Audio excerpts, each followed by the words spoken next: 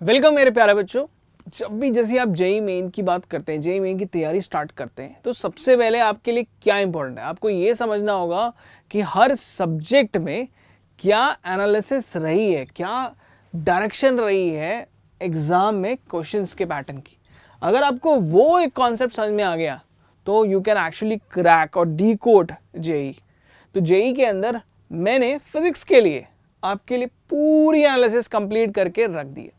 अब मुझे आपको सिर्फ ये समझाना है कि देखो, ऐसा नहीं है एक टॉपिक पे आप टाइम बहुत ज़्यादा लगा दो पर उसके मार्क्स बहुत कम आते हैं। तो इसको कहते हैं 80-20 rule and it's very famous. आपका एक कुछ पोर्शन ऑफ द सिलेबस रहता है जहाँ से सबसे ज़्यादा मार्क्स के क्वेश्चन आते हैं, आपको वहीं फोकस करना है and that may be 20% of the syllabus only which will give you the 80% marks. और क्या पता है 80% सिलेबस में सिर्फ 20% मार्क्स होते हैं।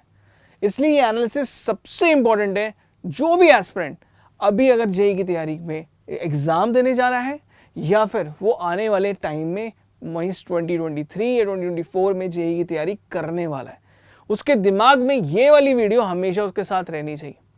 आप जो भी एनालिसिस है मैं आपको ये दे दूंगा, इसको आप वीडियो को डाउनलोड भी करके रख सकते हो अपने लिए, और आप एमबाइब में ये एनालिसिस मैं आपको अवेलेबल करके दे दूंगा ताकि आप इसको बहुत ध्यान से समझ के और किस पॉइंट पे आपको ज़्यादा फोकस करना है उस पर रहेंगे।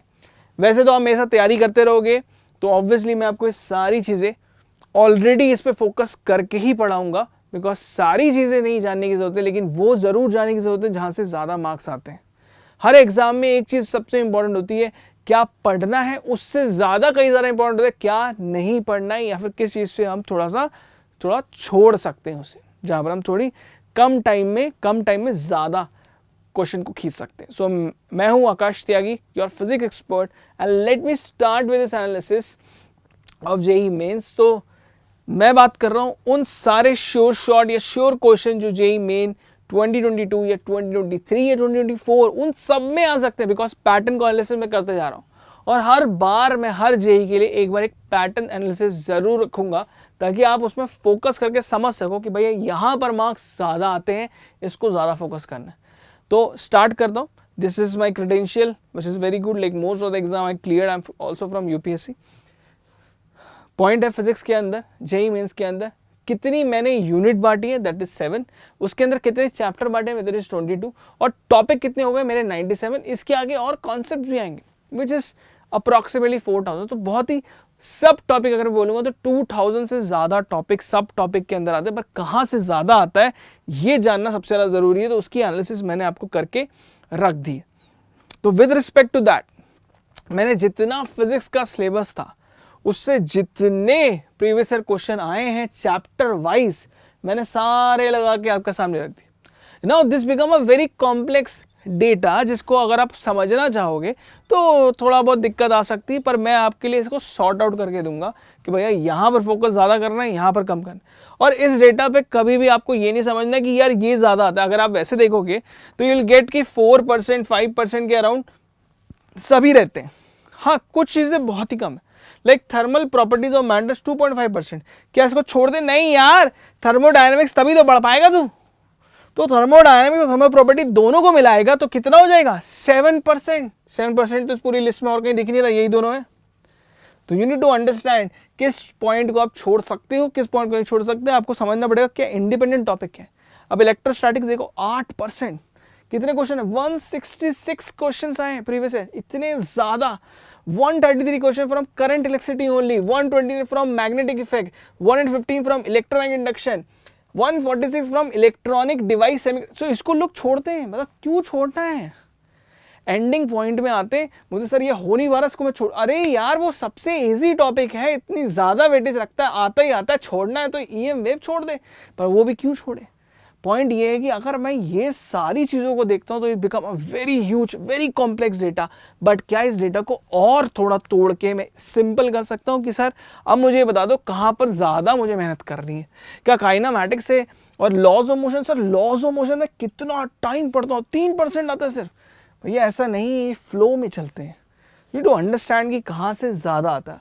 तो मैंने आपके लिए उसको तोड़ के रख दिया आपकी प्रायोरिटी सेट करनी है, आपको सबसे इंपॉर्टेंट चैप्टर समझने, ठीक है, उसके अंदर वेरी इंपॉर्टेंट चैप्टर समझने, उसके अंदर सब इंपॉर्टेंट चैप्टर समझने में डिवाइड कर दिया।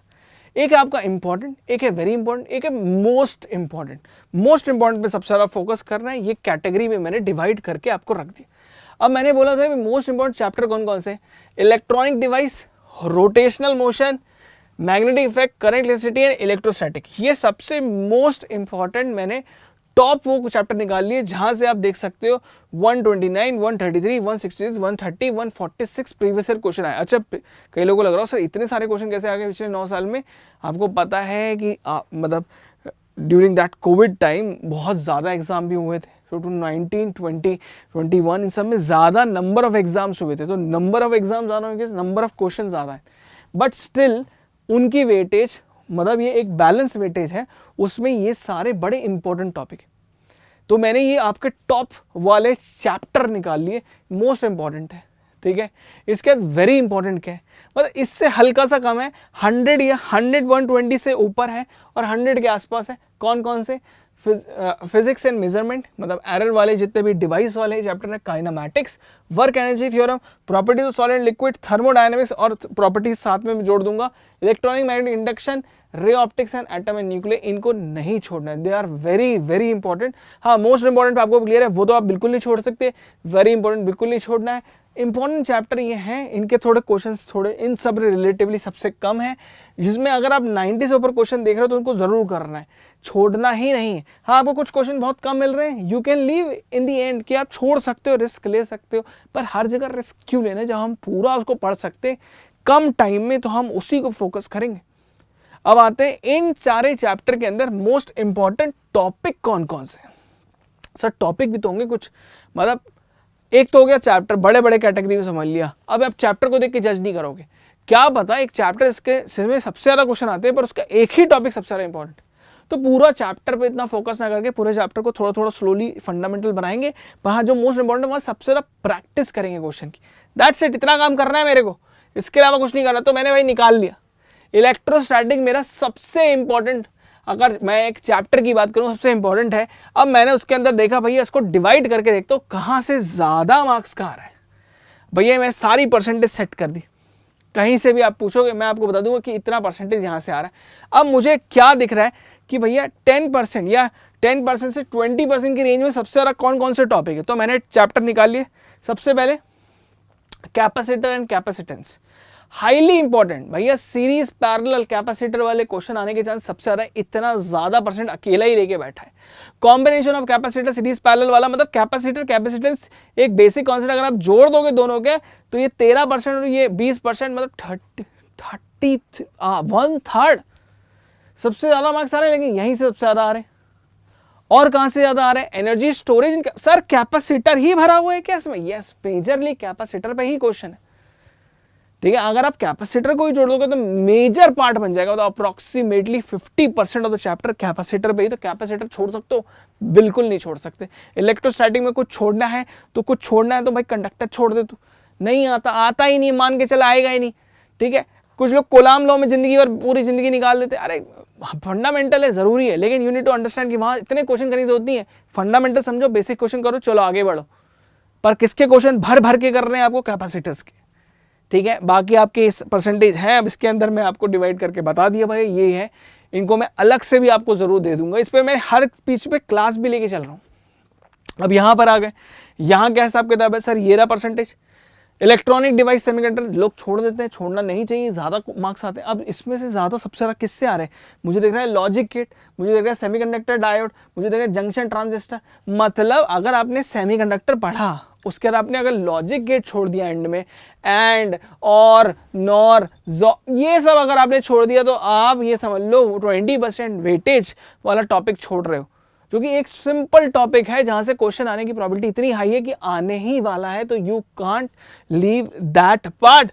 और जैसे आप लॉजिक गेट पढ़ते हो, थोड़ा सा उसमें हल्का सा बढ़ा दो कि ट्रांजिस्टर और जीनर डायोड और सेमीकंडक्टर डायोड तीनों निपट जाएंगे। अब इनकी परसेंटेज जो दो 15, 30 प्लस इसको भी 15 मान लेते हैं, मतलब 45, और इसका 20 मान लो अप्रॉक्सीमेटली, मतलब 65 और 60 to 65% बस 4-5 टॉपिक से आता है। तो चैप्टर बड़ा इंपॉर्टेंट था, उसके अंदर जब मैंने टॉपिक देखा तो मुझे समझ में आ गया टॉपिक भी क्या इंपॉर्टेंट है। ठीक है, it's a very detailed analysis. Current स्टेटी मेरा next third most important chapter था। उसके अंदर मेरे को क्या दिखाई दिया सर, सबसे ज़्यादा क्वेश्चन आते हैं मेजरिंग इंस्ट्रूमेंट से, सर कॉम्बिनेशन ऑफ रजिस्टर से, किरचॉफ, मतलब रजिस्टर तो छोड़ना ही नहीं है, पढ़ के जाना ही जाना है पूरा का पूरा। छोटा मोटा थोड़ा बहुत अगर आप टॉपिक देख रहे हो कि हाँ थोड़ा कम हो जाता है, लेकिन वो छोड़ेंगे क्यों यार, रेजिस्टेंस बढ़ोगे तभी उसकी टेम्परेचर इंडिपेंडेंस समझोगे, तभी वो समझ के आप उसको किरचॉफ में लगाओगे, जब भी आप उसको लगाओगे तभी आप उसके कॉम्बिनेशन समझोगे। तो पॉइंट ये है कि एक फ्लो है, उस फ्लो में आपको पता चल गया कि सर इंपॉर्टेंट क्या क्या है। ये सारी चीज मैं आपके साथ शेयर कर दूंगा, डोंट वरी अबाउट इट। पूरी एनालिटिक्स में आपके साथ शेयर कर दूंगा कि आपको पता चलेगा सर ये सारे इंपॉर्टेंट है। अब आते हैं नेक्स्ट पार्ट में, रोटेशन मोशन में।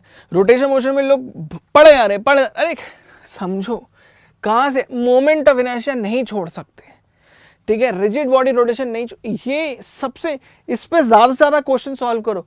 इतने ज्यादा मास का है पर कहाँ से ज्यादा आ रहा है ये चीज आपको समझनी है। आपने बेसिक पढ़ा, थोड़ा सेंटर मास सेंटर रोटेशन पढ़ा, सीधा मोमेंट ऑफ इनर्शिया क्वेश्चन लगाए एंड रोटेशन बॉडी रोटेशन, मतलब obviously moment of inertia clear है तो जितने भी क्वेश्चन रिजिड बॉडी के आएंगे वो सारे के सारे क्लियर हो जाएंगे। That's it, finish. मतलब मेजर टॉपिक या मेजर चैप्टर ही रोटेशन के अंदर यही है। नेक्स्ट पार्ट में चलते हैं, magnetic effect. Magnetic effect again बहुत इंपॉर्टेंट है। अब देखो ना पाई चार्ट में आपको डायरेक्टली दिख जाती चीजें, सर ये 18, 23 और 21 तीन चीजें नहीं छोड़ सकता, लॉरेंस फोर्स, ठीक है, बायोट-सेविंट लॉ और इधर मैग्नेटिक सब्सटेंस एप्लीकेशन, ये तीन चीजें नहीं छोड़ सकता किसी भी हालत में। मेजर चैप्टर, मतलब it's a very important chapter, पर यहां से इन टॉपिक में सबसे ज्यादा मार्क्स का आता है। अब आता है तो आपको उसके ज्यादा से ज्यादा क्वेश्चन सॉल्व कर रहे हैं, दैट्स इट, इतना आपने कर लिया।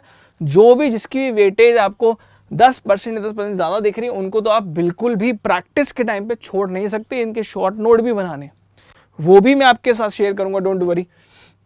तो section you can't miss is modern physics. NEET वाले बच्चों के लिए तो मॉडर्न फिजिक्स लाइक एवरीथिंग, आपके लिए भी वही है। मैकेनिक्स पार्ट नहीं छोड़ सकते, इलेक्ट्रॉनिक एंड मैग्नेटिज्म आप बिल्कुल नहीं छोड़ सकते। So this is my overall analysis, जिसमें मैंने आपको समझा दिया कि सर कितना पार्ट ऐसा है जो आपको छोड़ना ही नहीं है, ठीक है। एक मेजर पोर्शन मैंने आपको समझा दिया कि ये सारे आपके मेजर पोर्शन है जिनमें आपको बिल्कुल भी डाउट नहीं आना चाहिए। सर चैप्टर मैंने आपको बता दिए, चैप्टर के अंदर के टॉपिक समझा दिए, इवन मैं इसकी और डिटेल एनालिसिस आपके साथ शेयर कर दूंगा, ठीक है, बिकॉज दिस इज द वो पार्ट जहां पर आपको समझ में आ जाएंगे ये सारी चीजें बड़ी बड़ी इंपॉर्टेंट है। छोड़ना तो वैसे मेरे ख्याल से एक भी चीज नहीं चाहिए, और मोस्ट इंपॉर्टेंट चैप्टर को तो आप छोड़ ही नहीं सकते। मेरे ख्याल से एक भी चीज आप छोड़ो मत, that is much better approach. But create a flow and understand where you need to practice more and more, ठीक है। सो थैंक यू एवरीवन, ठीक है। If you want to connect with me, the best part, और आपको ऐसे question को solve भी करने हो, लगाने हो, सपोज आपको you need to apply this kind of question, ठीक है। If you want to apply this kind of questions, तो एक तरीका है, मैं आपको बता दूं, आपको सिर्फ ऐप में जाना है, ठीक है, जस्ट गो देयर, ठीक है, अपना टारगेट सेट करो जेई मेन का, अगर एडवांस की तैयारी करो तो जेई एडवांस की, वहां जाओ, ठीक है, just go to the physics part, click that, ठीक है, you enter into the physics. आपको यहाँ पर सारा का सारा फिजिक्स का कॉन्सेप्ट मिल जाएंगे, जो जो आपको फिजिक्स के अंदर चाहिए।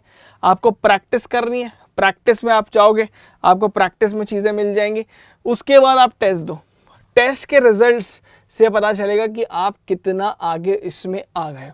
That's it, you need to do this part, ठीक है। यहाँ पर मैं आपको जेई का दिखा दूँ एक बार, ठीक है, टेस्ट के अंदर, and when you do give the test, आप कुछ अपने टेस्ट भी कर सकते हो, लेकिन मैंने प्रीवियस टेस्ट यहाँ पर रखे हुए इंपॉर्टेंट टॉपिक के, जस्ट गो देयर, ठीक है।